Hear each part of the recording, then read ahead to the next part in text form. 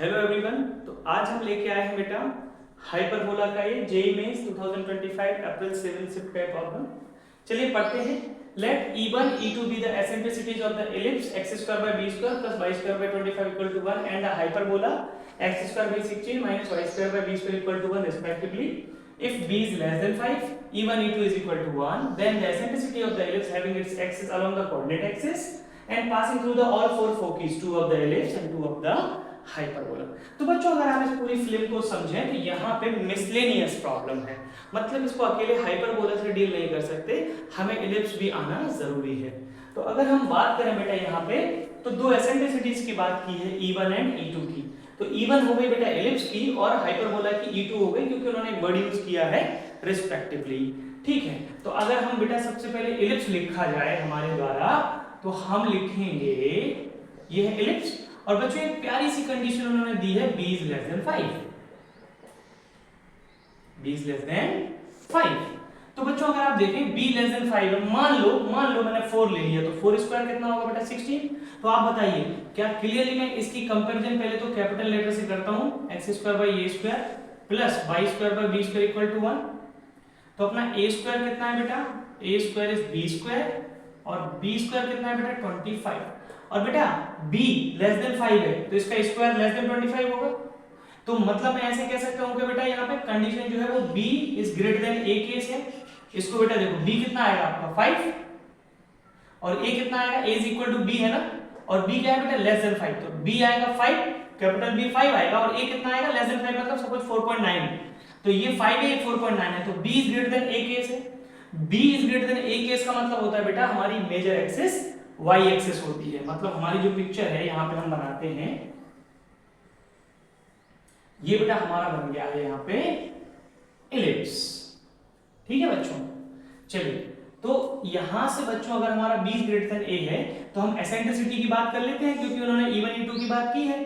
तो इसकी एसेंट्रिसिटी निकालने का फॉर्मूला बेटा जब b ग्रेटर देन a होता है तो ये होता है a² is equal to b² into 1 minus e²। अब आपका E1 एसेंट्रिसिटी है तो E1 स्क्वायर, बच्चों a² कितना है b² और b² कितना है बच्चे 25, 1 माइनस E1 स्क्वायर। अब बच्चों जरा बात कर लेते हैं हाइपरबोला की। तो हाइपरबोला क्या है बेटा x² by 16 minus y² by b² equal to 1। अब बच्चों हाइपरबोला को a is greater than b और b is greater than a से कोई फर्क नहीं पड़ता, क्योंकि हाइपरबोला और उसका कॉन्जुगेट हाइपरबोला सिर्फ इस बात पे डिपेंड करता है कि equation x² by a² minus y² by b² equal to 1 है या x² by a² minus y² by b² equal to minus 1 है। यहाँ पे बेटा 1 है मतलब हमारा स्टैंडर्ड हाइपरबोला है, ये कॉन्जुगेट हाइपरबोला नहीं है। तो अगर मुझे यहाँ पे इक्वेशन एसेंट्रिसिटी का फॉर्मूला लिखना हो तो बेटा मैं लिखूंगा b² is equal to a² into e² minus 1। क्या लिखा है बेटा मैंने actually, b² is equal to a² into e² minus 1। ये एसेंट्रिसिटी का रिलेशन होता है बेटा इलिप्स हाइपरबोला में। आप ऐसे समझिए b² मतलब होता है ट्रांसवर्स सेमी ट्रांसवर्स एक्सिस का स्क्वायर, a² मतलब सेमी कॉन्जुगेट एक्सिस का स्क्वायर और ये होता है बेटा सेमी ट्रांसवर्स एक्सिस का स्क्वायर, e मतलब एसेंट्रिसिटी। ठीक है, अब बच्चों यहां से ये एक बात देखिए आप कि यहां से भी b² आ गया है आपके पास, यहां से भी b² आ गया है। बच्चों हम क्या करेंगे, दोनों b² को इक्वेट करेंगे, हम दोनों b² को इक्वेट करेंगे। तो b² ये कितना हो जाएगा 25 माइनस 25 E1 स्क्वायर। बच्चों यहां से कितना हो जाएगा 16 E2 स्क्वायर माइनस 16। ठीक है बच्चों, आपको एक कंडीशन पता है बेटा E1 into E2 is equal to 1। देखिए यहाँ पे E1 into E2 is equal to 1। तो बच्चों यहाँ से E2 कितना आ गया बेटा 1 बाई E1। चलिए रखते हैं 25 minus 25 E1 square is equal to 16। बेटा E2 is 1 by E1, so what is the E2 square 1 by E1 square minus 16। अब बच्चों अगर आप इसका क्रॉस मल्टीप्लाई करेंगे तो E1 का पावर 4 बनेगा। तो हम क्या करने वाले हैं, हम बेटा E1 स्क्वायर को थोड़ी देर के लिए बेटा p ले लेते हैं। तो क्या लिखेंगे बेटा 25 minus 25p is equal to 16 by p minus 16। बच्चों p एलसीएम ले लेंगे, 16 माइनस 16p 25 माइनस 25p। बच्चों क्रॉस मल्टीप्लाई कर दीजिए, 25p minus 25p square is equal to 16 minus 16p। बेटा इस p का इसमें मल्टीप्लाई हो गया और p into p p square हो गया। अब बच्चों हम सारे टर्म्स को उस तरफ लेके चलते हैं, तो ये बनेगा 25p square minus 41p plus 16 is equal to बेटा 0। अब बेटा हम इस क्वाड्रेटिक को सॉल्व करेंगे, तो देखिए 25 into 16 and 25 plus 16 is it 41। तो बच्चों इसको हम कैसे लिख देंगे, यहाँ पे देखिए 25p स्क्वायर माइनस ये हो जाएगा बेटा 25p plus 16p minus 16 sorry plus 16 is equal to 0। 25p square minus 25p minus 16p minus plus 16 is equal to 0। 25p बच्चों कॉमन तो p माइनस 1 माइनस 16 कॉमन तो p माइनस 1। बच्चों p minus 1 outside आ जाएगा और दूसरे factor में बचेगा 25p minus 16। तो यहाँ से बच्चों p इज इक्वल टू 1 और p is equal to 16 by 25।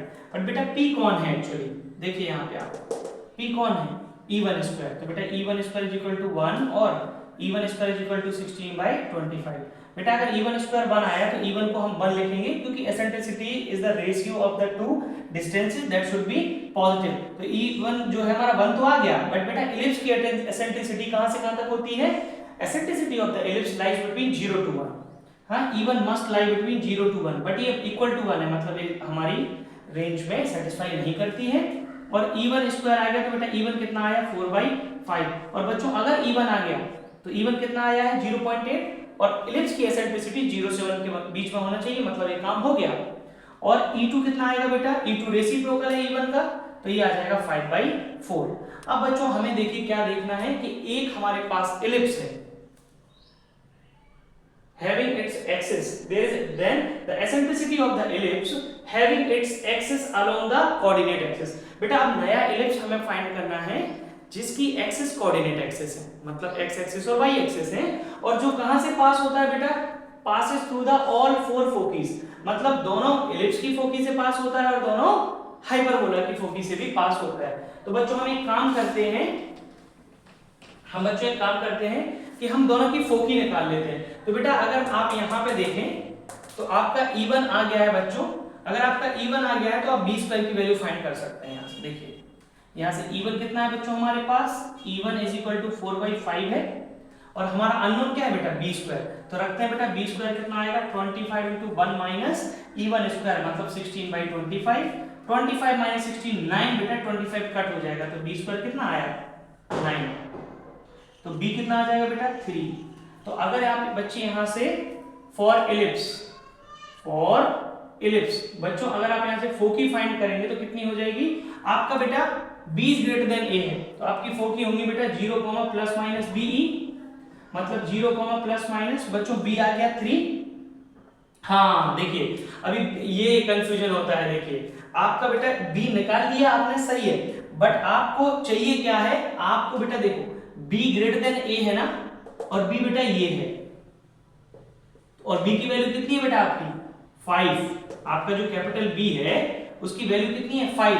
तो आप बेटा एक बात है कंफ्यूज मत होना, यहाँ पे 0, प्लस माइनस कैपिटल B रखना, क्योंकि आपकी मेजर एक्सिस y एक्सिस है और y एक्सिस की आपकी फोकी होती है 0, plus minus BE, but B और A आपने कैपिटल लिए है बेटा, क्योंकि यहाँ पे ऑलरेडी स्मॉल b है तो कंफ्यूजन नहीं होना चाहिए। आप इस कैपिटल और A एंड कैपिटल B रखिए, तो 0, प्लस माइनस BE। अब बताइए बेटा कैपिटल B कितना था 5, और E कितना है बेटा E1 होगा अपना, तो E1 कितना है बेटा देखो 4/5। तो बेटा यहां से आ गया 0, प्लस माइनस 4। अब बेटा 4 हाइपरबोला बात कर लेते हैं, तो बेटा अगर हाइपरबोला की बात करेंगे तो हाइपरबोला तो अपना स्टैंडर्ड हाइपरबोला है, तो इसकी फोकी क्या होंगी प्लस माइनस AE2, 0। तो प्लस माइनस बेटा इसका A कितना है बताइए, यहां से इसका बेटा A जो है वो 4 है, और इसकी E2 कितनी है बेटा 5/4, तो कितना आएगा प्लस माइनस A हो गया बेटा इसका 4 इंटू 5/4, 0। 4 कट हो गया बच्चों, कितना आया प्लस माइनस 5, 0। अब आपको जो इलिप्स चाहिए बेटा वो इन चार फोकी से, कौन कौन सी चार फोकी, ये दो इलिप्स की हैं 0, 4 एंड 0, -4, और दो हाइपरबोला की हैं 5, 0 एंड -5, 0। आपका जो नया इलिप्स है बेटा उसकी एक्सिस तो कोऑर्डिनेट एक्सिस है, मतलब x एक्सिस और y एक्सिस ही उसकी मेजर और माइनर है। इसका मतलब क्या, हमारा इलिप्स जो होगा वो स्टैंडर्ड है, let ellipse be x² by alpha square plus by square by beta square equal to 1। बेटा अल्फा बीटा इसलिए लिया है क्योंकि और बाकी के सारे लेटर्स यूज हो चुके हैं। आप मुझे बताइए ये इलिप्स सही लिया है क्या?